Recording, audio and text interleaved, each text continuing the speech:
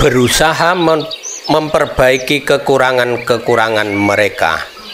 Masih ingat dengan penelitian di mana kami mewawancarai para mahasiswa University of Hong Kong yang semua mata kuliahnya diajarkan dalam bahasa Inggris. Mahasiswa bermindset tetap sangat takut bila terlihat kurang sehingga mereka menolak mengambil kursus untuk meningkatkan kemampuan bahasa Inggris mereka. Mereka tidak hidup dalam dunia psikologis di mana mereka dapat mengambil risiko ini.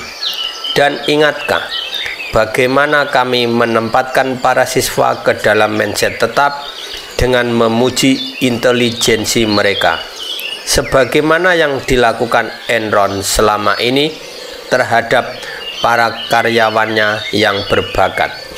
Kemudian setelah menghadapi beberapa persoalan sulit, kami meminta pelajar tersebut menulis sebuah surat untuk seseorang di sekolah lain yang menggambarkan pengalaman mereka. Ketika membaca surat-surat mereka, kami terkejut. Hampir 40% pelajar berbohong tentang nilai yang mereka dapatkan. Selalu dilebihkan. Mindset tetap menjadikan kekurangan sebagai sesuatu yang tidak dapat ditolerir. Gladwell menyimpulkan bahwa ketika orang-orang hidup dalam lingkungan yang menilai seseorang dari bakat bawaan, mereka mengalami kesulitan yang luar biasa tatkala citra mereka terancam. Mereka tidak akan mengambil kursus untuk memperbaiki diri. Mereka tidak sanggup berhadapan dengan investor dan masyarakat, lalu mengakui bahwa mereka telah melakukan kesalahan. Mereka akan segera berbohong. Jelasnya, sebuah perusahaan yang tidak dapat memperbaiki diri tidak dapat tumbuh dan berkembang. Jika Enron hancur karena memiliki mindset tetap, apakah berarti bahwa perusahaan-perusahaan yang tumbuh dan berkembang memiliki mindset tumbuh? Mari kita lihat. Organisasi-organisasi yang berkembang. Jim Collins bertekad menemukan apa yang membuat sebagian perusahaan bergerak dari baik menjadi hebat. Apa yang memungkinkan mereka melompat menuju kehebatan tersebut dan tetap berada di sana. Sementara perusahaan-perusahaan yang sebanding lainnya masih tetap berada pada tingkat baik. Untuk menjawab pertanyaan ini, dia dan tim risetnya memulai sebuah penelitian selama 5 tahun. Mereka memilih 11 perusahaan yang laba sahamnya melambung relatif lebih tinggi dibandingkan dengan perusahaan-perusahaan lain dalam industri serupa, dan yang telah mempertahankan keunggulan ini setidaknya selama 15 tahun. Mereka membandingkan satu perusahaan dengan perusahaan lain dalam industri yang sama dan memiliki sumber daya sama, tetapi tidak melakukan lompatan tersebut. Dia juga meneliti kelompok perusahaan ketiga, perusahaan-perusahaan yang telah melakukan lompatan dari baik menjadi hebat tetapi tidak bertahan lama.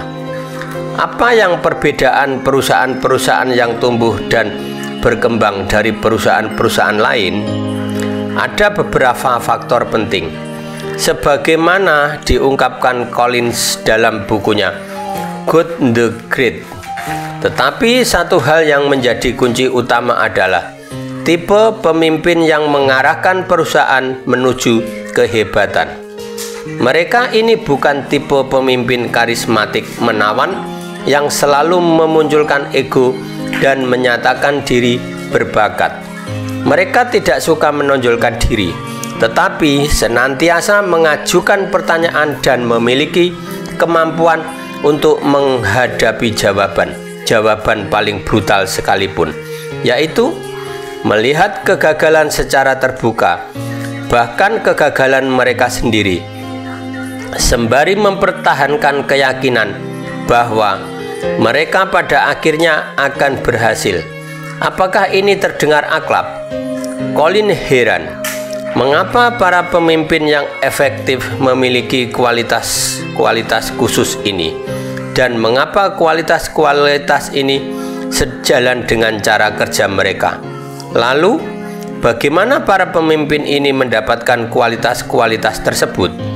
Kita tahu jawabannya. Mereka memiliki mindset tumbuh. Mereka percaya pada perkembangan manusia, dan inilah tanda-tandanya. Mereka tidak terus-menerus berusaha membuktikan bahwa mereka lebih baik daripada orang lain. Misalnya, mereka tidak menyoroti tatanan kekuasaan dengan menempatkan diri di puncak mereka, tidak mengklaim jasa tertentu atas kontribusi yang diberikan orang lain, dan mereka tidak menjatuhkan orang lain agar mereka sendiri merasa kuat. Namun, mereka terus-menerus berusaha untuk menempatkan orang-orang paling terampil yang dapat ditemukan di sekeliling mereka.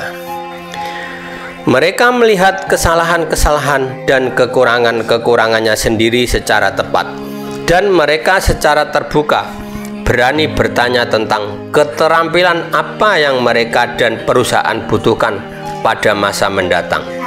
Karena itulah mereka dapat bergerak maju dengan keyakinan yang didasarkan pada fakta, tidak dibangun atas fantasi tentang bakat mereka. Colin mengungkapkan bahwa Alan Woodsell, CEO jaringan elektronik raksasa Circuit City, menyelenggarakan beberapa kali perdebatan di ruang direksi. Tidak hanya sekedar berusaha memberi kesan kepada dewan direksi, dia menggunakan debat tersebut untuk belajar bersama tim eksekutifnya. Ia bertanya, berdebat, berpolemik, hingga lambat laun mendapatkan gambaran yang lebih jelas tentang posisi perusahaan dan kemana dia harus bergerak. Mereka terbiasa memanggil saya sang penuntut, karena saya selalu mengajukan pertanyaan tertentu, tutur Woodsell kepada Collins. Anda tahu, seperti seekor anjing bulldog, saya tidak akan membiarkan pergi hingga saya mengerti mengapa. Woodsell menganggap dirinya sebagai kuda bajak, jenis laki-laki pekerja keras dan tidak suka main-main. Tetapi dia menerima perusahaan yang sudah hampir bangkrut, dan lebih dari 15 tahun kemudian dia mengubahnya menjadi perusahaan yang memberikan keuntungan total paling tinggi kepada para pemegang sahamnya dari seluruh perusahaan yang ada di bursa saham New York. Kajian tentang mindset dan keputusan-keputusan manajemen. Robert Wood dan Albert Bandura telah melakukan penelitian yang sangat menarik dengan para mahasiswa pasca sarjana bisnis. Banyak di antara mereka sudah memiliki pengalaman manajemen. Dalam penelitian tersebut, mereka menciptakan para manajer tip Enron dan para manajer tip Woodsell dengan menempatkan mereka ke dalam mindset yang berbeda. Wood dan Bandura memberi para pemimpin bisnis yang sedang naik daun ini sebuah tugas manajemen yang kompleks, di mana mereka harus menjalankan simulasi sebuah organisasi, yaitu sebuah perusahaan mebel. Dalam tugas yang dikomputerisasi ini, mereka harus menempatkan karyawan dalam pekerjaan yang tepat dan memutuskan cara terbaik untuk membimbing dan memotivasi mereka. Untuk menemukan cara tersebut, mereka harus selalu meninjau ulang keputusan mereka terkait dengan produktivitas karyawan berdasarkan umpan balik yang didapat. Para peneliti tersebut membagi mahasiswa bisnis menjadi dua kelompok. Satu kelompok diberi mindset tetap. Mereka diberitahu bahwa tugas itu mengukur kemampuan-kemampuan mendasar dan terpenting mereka. Semakin tinggi kemampuan mereka, semakin baik kinerja mereka. Kelompok lain diberi mindset tumbuh. Mereka diberitahu bahwa keterampilan manajemen dikembangkan melalui latihan dan bahwa tugas tersebut akan memberi mereka kesempatan untuk meningkatkan keterampilan-keterampilan ini. Tugas tersebut cukup sulit karena para mahasiswa ini diberi standar-standar produksi yang tinggi untuk dipenuhi, dan utamanya dalam usaha awal mereka kurang berhasil, sebagaimana halnya di Enron. Mereka yang memiliki mindset tetap tidak dapat mengambil manfaat dari kesalahan-kesalahan yang mereka lakukan. Tetapi mereka yang memiliki mindset tumbuh terus belajar lantaran tidak takut dengan pengukuran atau perlindungan atas kemampuan tetap mereka. Mahasiswa ini melihat langsung kesalahan-kesalahan yang mereka lakukan, memanfaatkan umpan balik, kemudian mengubah strategi mereka menjadi lebih baik dan semakin baik dalam memahami cara menempatkan para karyawan serta memotivasi mereka, dan produktivitas mereka tetap tinggi. Pada akhirnya mereka lebih produktif daripada mahasiswa bermindset tetap. Lebih dari itu, selama melaksanakan tugas yang agak melelahkan ini, mereka dapat mempertahankan rasa percaya diri yang sehat. Mereka bekerja seperti Alan Wurtzel. Kepemimpinan dan mindset tetap. Kebalikan dari Alan Wurtzel, para pemimpin dari perusahaan-perusahaan serupa milik Collins umumnya memiliki setiap karakteristik mindset tetap yang cukup signifikan. Para pemimpin bermindset tetap, seperti orang-orang dengan mindset tetap pada umumnya, hidup dalam dunia di mana sebagian orang dianggap superior dan sebagian lainnya inferior. Mereka harus terus-menerus menegaskan superioritas mereka, dan perusahaan hanya dianggap sebagai panggung untuk menunjukkan superioritas ini. Para pemimpin perusahaan milik Collins sangat peduli dengan reputasi kehebatan pribadi. Sedemikian besarnya kepedulian ini sehingga mereka sering membuat perusahaan gagal ketika rezim mereka berakhir. Sebagaimana diungkapkan Collins, pada akhirnya kesaksian apa yang lebih baik atas kehebatan pribadi Anda selain bahwa tempat tersebut hancur berantakan setelah Anda tinggalkan. Dalam hari lebih dari 2/3 pemimpin ini, dalam diri lebih dari 2/3 pemimpin ini, peneliti menyaksikan ego personal yang sangat besar yang mempercepat kematian perusahaan atau membuatnya tetap berada di peringkat kedua. Salah seorang pemimpin semacam ini adalah Le Lacocha, pimpinan Chrysler yang pernah mencapai perubahan menakjubkan bagi perusahaannya, kemudian menghabiskan begitu banyak waktu untuk mengurusi kemakmurannya, sehingga dalam paruh kedua masa jabatannya perusahaan tersebut jatuh kembali menjadi perusahaan mediocre. Banyak perusahaan serupa ini bekerja berdasarkan apa yang disebut Collins sebagai model jenius dengan 1000 pembantu, alih-alih mengembangkan tim manajemen yang luar biasa seperti perusahaan baik yang menjadi hebat. Mereka bekerja atas dasar premis mindset tetap yang menyatakan bahwa para jenius yang hebat tidak membutuhkan tim hebat. Mereka hanya membutuhkan sedikit pembantu untuk mewujudkan gagasan-gagasan mereka yang cemerlang. jangan lupa bahwa para jenius hebat ini pun tidak menginginkan tim hebat. Orang-orang yang bermindset tetap ingin menjadi satu-satunya ikan besar, sehingga ketika mereka membandingkan diri dengan orang lain di sekelilingnya, mereka merasa setingkat lebih tinggi dibandingkan dengan yang lain. Dalam autobiografi para CEO yang memiliki mindset tetap, saya tak menemukan banyak hal tentang pelajaran atau program-program pengembangan karyawan. Sebaliknya, dalam setiap autobiografi CEO bermindset tumbuh, ada kepedulian yang mendalam atas pengembangan personel dan pembahasan luas tentangnya. Akhirnya, seperti halnya dengan Enron, para jenius tersebut tidak mau melihat kekurangan-kekurangan mereka. Collins mengatakan, jaringan toko kelontong Kroger yang besar menjadi hebat dengan berani melihat tanda-tanda bahaya pada 1970-an. Tanda-tanda bahwa toko kelontong gaya lama akan mati. Sementara itu, mitra lawannya A dan B, salah satu organisasi pengecer terbesar di dunia, menutup mata.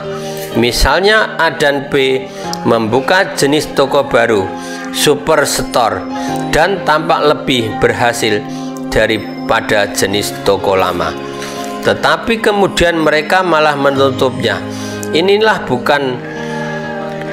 Ini bukanlah sesuatu yang ingin mereka dengar. Sebaliknya, Kroger mengeliminasi atau mengubah setiap toko yang tidak sesuai dengan model superstore baru, dan pada akhir tahun 1990-an sudah menjadi jaringan toko kelontong nomor 1 di negaranya. Para CEO dan ego besar. Bagaimana CEO dan ego yang sangat besar bisa memiliki arti yang serupa?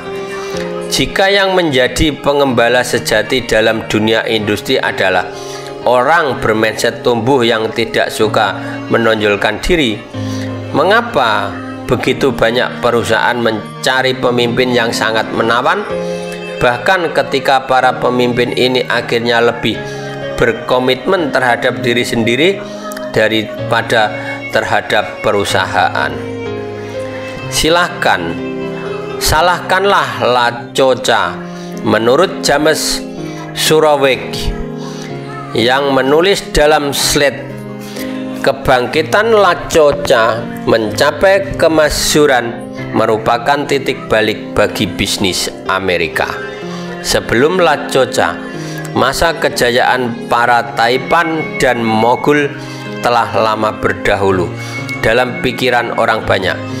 CEO berarti tokoh organisasi kolot yang diperlakukan dan dibayar secara baik, tetapi pada hakikatnya diperlakukan dan dibayar secara baik.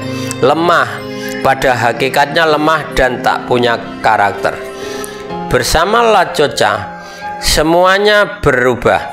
Jurnalis bisnis mulai memberi para eksekutif julukan JP Morgan berikutnya atau Henry Ford berikutnya, dan para eksekutif bermindset tetap mulai berlomba-lomba mendapatkan julukan tersebut. Bahkan Surowiecki menelusuri skandal perusahaan terkini sampai pada perubahan ini. Karena jika tren tersebut berlanjut, para CEO akan menjadi pahlawan super. Tetapi orang-orang yang mempersolek ego dan mencari tambahan citra diri selanjutnya bukanlah orang-orang yang mendukung kesehatan perusahaan dalam jangka panjang. Mungkin Lacoca hanyalah seorang tokoh karismatik yang seperti musik rock and roll, disalahkan atas hancurnya peradaban. Adilkah itu? Mari kita melihatnya lebih cermat dan melihat CEO yang lain memiliki mindset tetap. Albert Dunlop dari Scott Pepper dan Sunbeam, Jerry Levin dan Steve Cash dari AOL, Tim Werner, serta Kenneth Light dan Jeffrey Skilling dan Enron. Anda akan melihat bahwa mereka semua memulai dengan kepercayaan bahwa sebagian orang adalah superior. Mereka semua memiliki kebutuhan untuk membuktikan dan menunjukkan superioritas mereka. Mereka semua memanfaatkan bawahan untuk memenuhi kebutuhan ini, alih-alih membantu perkembangan karyawannya, dan mereka semua mengakhirinya dengan mengorbankan perusahaan untuk memenuhi kebutuhan ini. Orang-orang bermindset tetap membantu kita memahami dari mana ego-ego yang sangat besar itu berasal, bagaimana cara kerjanya, dan mengapa mereka menjadi alat penghancuran diri sendiri. Aksi para pemimpin yang memiliki mindset tetap. Lakota, aku adalah pahlawan. Guru bidang kepemimpinan Warren Bennis pernah meneliti para pemimpin perusahaan-perusahaan terbesar di dunia. Para pemimpin hebat ini mengatakan bahwa mereka tidak berniat menjadi pemimpin. Mereka tidak punya kepentingan untuk membuktikan diri mereka. Mereka hanya melakukan apa yang mereka cintai dengan semangat dan antusiasme yang luar biasa, dan jalan terbuka dengan sendirinya. Lakota tidak seperti itu. Ya, dia memang mencintai bisnis mobil, tetapi lebih dari apapun, ia ingin menjadi orang penting di Ford. Ia sangat mendambakan restu Henry Ford II dan status jabatan istana. Ini adalah hal-hal yang dapat ia gunakan untuk mengukur dirinya, hal-hal yang akan membuktikan bahwa ia adalah seseorang. Saya menggunakan istilah istana karena alasan tertentu. Lakota menceritakan kepada kami bahwa rumah kaca, kantor pusat perusahaan Ford, adalah sebuah istana, dan Henry Ford adalah rajanya. Apalagi jika Henry adalah raja, saya adalah putra mahkota. Saya adalah anak didik istimewa yang mulia. Kami semua menjalani kehidupan yang baik di dalam istana. Kami adalah bagian dari sesuatu melampaui kelas utama, kelas bangsawan.